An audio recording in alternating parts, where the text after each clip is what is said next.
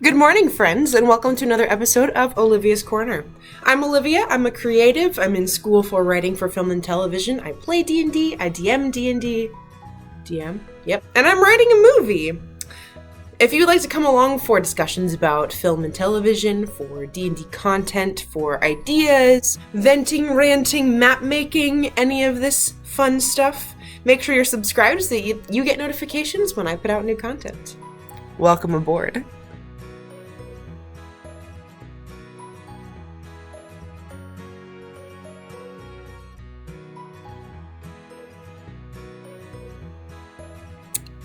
For today, we are going to talk about a recent discovery that I had that D&D is functioning as play therapy in my life. Yeah, that's so cool. So if you're not familiar with the concept, per the internet, the definition of play therapy refers to a range of methods of capitalizing on children's natural urge to explore and harnessing it to meet and respond to the developmental and later also their mental health needs. I've read lots of posts about how we grow old because we stop playing. I also think that most of you who know me know that I was raised in a pretty sheltered world where exploring things was not really safe. Big part of why I didn't realize I was gay until I was 20-something, in my 20s. So there are lots of things that I didn't get a chance to explore, think about, dig into when I was growing up. As I said in the definition, it also expands to help meet mental health needs as adults. One of my therapists told me that it sounds like I was getting my play needs of my childhood that didn't get met now as an adult. I have also seen this be true. Not that every person that plays D&D already is kind of experiencing it as play therapy, but it's one of the greatest joys that there is this entire world that you get to explore, and part of it is that you get to explore aspects of your character that you built for the story in play as well. But what does that look like, Olivia? You might be asking. I'm obviously not an expert. My therapist was telling me that they're already... The ambiguous they are already researching ways to use D&D as play therapy for little kids. So, ways to let them explore their feelings about things that might not have been safe when they're growing up is exactly what I need. I love that they're using that with kids and young adults. Do I still count as young adults? I feel like I'm just squarely in the adults category now. Anyway, I want to share some aspects of how that's working for me and the growth and progress that I've already seen in myself. So I have a very patient best friend, one of several best friends that I have, who,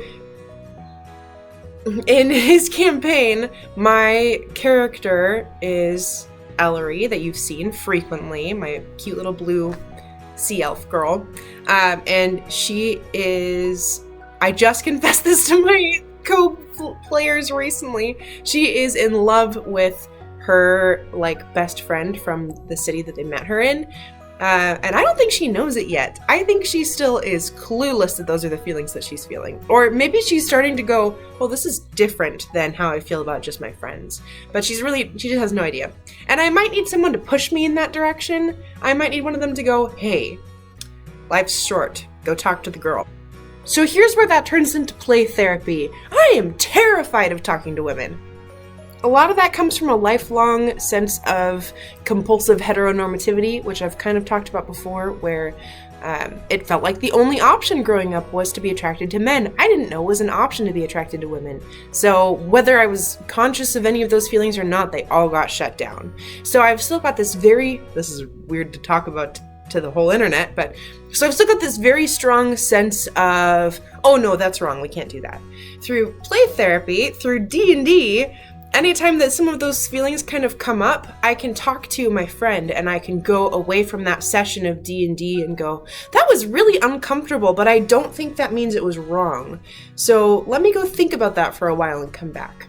In the long run, I trust my friend to play this character, and I'm learning a lot about how I feel towards that part of myself. I've seen a lot of people talk about discovering their sexuality or gender identity through D&D, and I love that this is a place that is becoming a very open and far more accepting community of people. I don't think D&D has always been seen that way, but it is right now. It's becoming more that way. I've also seen it in some of the people that I play with, not just in myself. I have put together some pieces of, oh, you went through a fairly significant trauma and then you wrote this little thing that initially made me mad into your backstory. You're processing that piece of trauma whether you realize it or not. You've built it into your character as a thing that you can be mourning. I'm not going to be mad about it.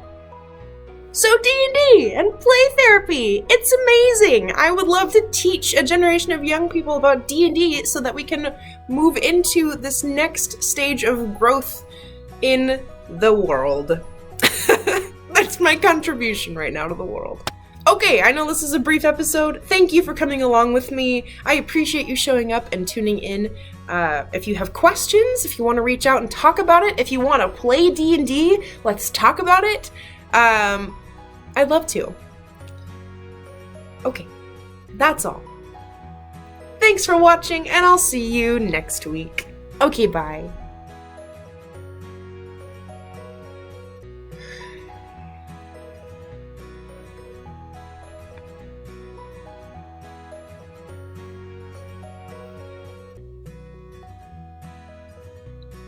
To help with meeting creative. What are you? Hi there, wee birds. How you doing out there? Just chirping away.